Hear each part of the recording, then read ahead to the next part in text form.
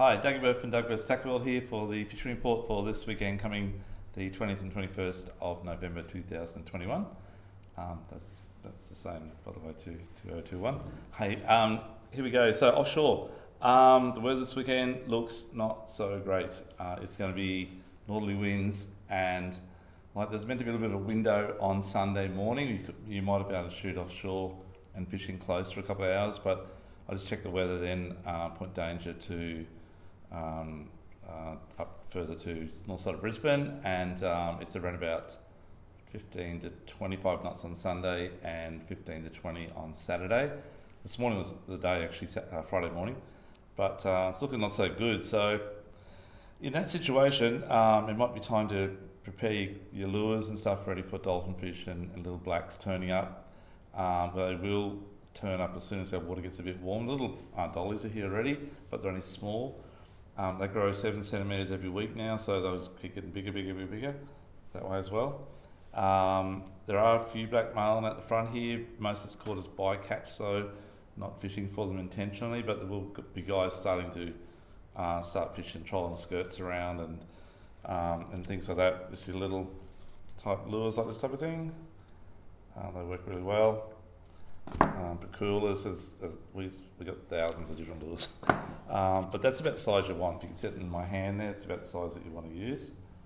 Okay, they're really good. And keep it in that sort of 100 to 150 mil size, and your trolling line sort of in mono 8 kilo at the lightest, but 15 kilos seems to be the average if you're trolling braid, around that sort of 50-pound braid on average. And make sure you've got a wind-on leader or a heavy leader at the end of your braid for a bit of shock and stretch. That works really well. The other thing you troll around, the latest at the moment, obviously the slipstream flying fish from Nomad. This type of thing here, you've probably all seen those and seen the captions on Facebook, and they come in an array of different sizes and colours. They carry a lot of different colours. So how they work is, if you jump on Nomad's YouTube or whatever, you'll see how they work. So they sort of swim, and then they'll get a bit of air. They might even glide a bit if they've got wind coming towards you. They might glide a bit before they actually hit the water again, but they generally just sort of swim on the surface sort of thing. There are a million different ways to rig it up, which they also show you on YouTube now as well, okay? But we can teach you as well. We're learning ourselves actually, because they're a fairly new design and product. So trolling is the in thing. So while the weather's crap, you get your gear ready and try and get out there next Tuesday, Wednesday. Looks not too bad of weather. It's always not too bad during the week, and give that a shot. And I'd probably head up to the fads or head up for a bottom fish. So the snapper have been caught in on the close reefs here the last few days when the weather was available to get out. And last Sunday, I think there's quite a few caught as well. But it was a very early quick bite. But the fish were good, up to 80 centimetres, so a good sized snapper. Out wider, there's some good pearlies caught. The kings and amberjacks are on up the 50s northeast. It was a bit of a quiet bite on Sunday though last week. It was one of those sort of one fish or zero fish days on the Alamac chart. At the moment it's pumping, it's like 99% fish bite and 3 fish, which is like pretty full on. But as we come into the weekend, the weather gets crappy and you just can't get out to use it, so this is the way it works. Saves the fish, they say. So if you get the chance during the week, go trolling, go bottom fishing 36 or 50s, or fishing close very early and give it a shot. Okay, that's probably about it for offshore waters. I can tell you at the moment.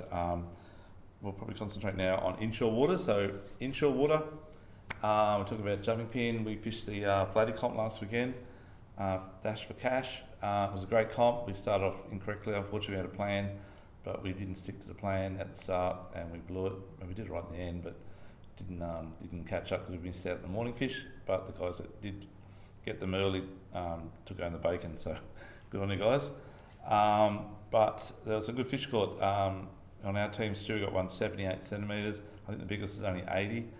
And there's quite a lot in the 70s and high 60s. So some good fish caught. They were caught in the seaway and they were caught up at jumping pin as well, mainly in the deeper water. Along Klinga Bank, Crusoe Island, and down here around the seaway walls, both sides. So that was pretty good. The flatties have obviously been biting better this week as that fish bite got better, and the tides are more suited. And Crab Island has been a good spot. Browns Inlet, the Aldershot's heading up towards Jumping Pin, and that Jumping Pin around Pandanus Island. And I think there was a few caught on the western end of Tiger Mullet this last couple of days as well. That morning high tide's been around sort of 8 o'clock, 9 o'clock. So good tides. And the tides will be the same this weekend. So a bit of wind, get up the pin area or the back blocks of the Broadwater and get out of that wind and just troll lures or cast lures on the banks, okay? Give that a shot.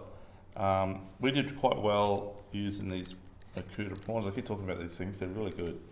They've got a floppy tail on the end, and we're taking off the weighted hook. That comes with a weighted hook underneath there, if you can see that.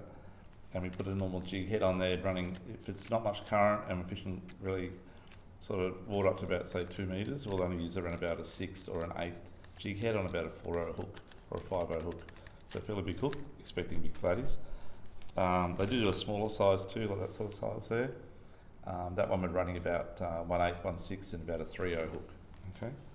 I have been doing really well actually recently on this fella here, just using it anywhere from the deep to the shallows and running different size jig heads, 1/2 ounce down to about 1/8 and about a 3/0 hook. But they're dragon lures, so really they just got the action that really works. The fish seem to like it. Catch a lot of flatties, particularly around the seaway wall on that one, okay? But yeah, just flatties have been really good. I would probably concentrate a bit on whiting this weekend because you get really good tides for whiting as well. So get your yabbies, get your worms. Fish along Gold Bank at the eastern side of it, up the Jumping Pin area. I fish along the back of Kalinga Bank and also around Slipping Sands, and maybe at the back blocks of Tiger Mullet where they're getting a few flatties at the moment as well. We goes right at the back part before it turns right to go out to Cabbage Street Point. And back down this way in the Broadwater, I'll be definitely trying around probably the Coomera River and the Pippamar River. The Pippamar River, try anywhere around sort of Diamond Head there where the boat ramp is. All the banks around the area is not too bad area to try. You get in there obviously on worms, but yabbies will work as well. And up maybe in the Coomera River between Jagerswell and Central Cove. Give that a go. And fish the edge of the banks, okay? If you want to do a bit of wading, around Crab Island's really good, and also around Wadebreak Island at the back. So you've got good tides again this weekend. You've got morning tides about 9, 10 o'clock, and fish that run up tide, get there early and fish that sort of half making tide where you can still wade the banks without getting too wet, okay? And use the yabbies preferably, and unweighted, so no sinker, no nothing. Just cast it up current, or slide onto the current and just slowly keep the line, just a bit of pressure on it. And you can either do it out of the boat in real shallow anchorage, or you can do it if you've got a little boat, that is, or you can get out of the boat and actually walk the flats. But great fun, big whiting, okay? Other than that, the jacks have been a bit iffy. This week hasn't been as stormy as last week, so it's not as humid. So they've been a little bit quieter. But I would no doubt with that northerly coming in the weekend, it'll be worth a go again. And I'll be probably fishing the canals at Runaway Bay, Paradise Point, and down around Broadbeach area, okay? And probably the chance of maybe getting a barra. If you guys saw that one that's caught in the Logan this week, it was an absolute animal. It was 118 centimetres, and well done to the gentleman that caught it. There's been some big threadies up there as well, and we're getting those on soft plastics as well, so all soft plastic fishing. And you get the odd chance down the Rang River or Coomera of getting a barra as well. So great time of the year, and an unexpected catch could be barramundi, so give it a shot as well. And the beach fishing this last week, the swell's picked up a little bit. It's very short period swell and really big tides on the beach in the morning, so I'll be maybe trying for whiting a dart. That northerly wind's going to sort of knock it off a bit. And Taylor been a little bit quiet, although Estuary Works here went tailor fishing from the boat back into the surf on Strady on last Sunday morning it was, and did really well as well. So give that a shot.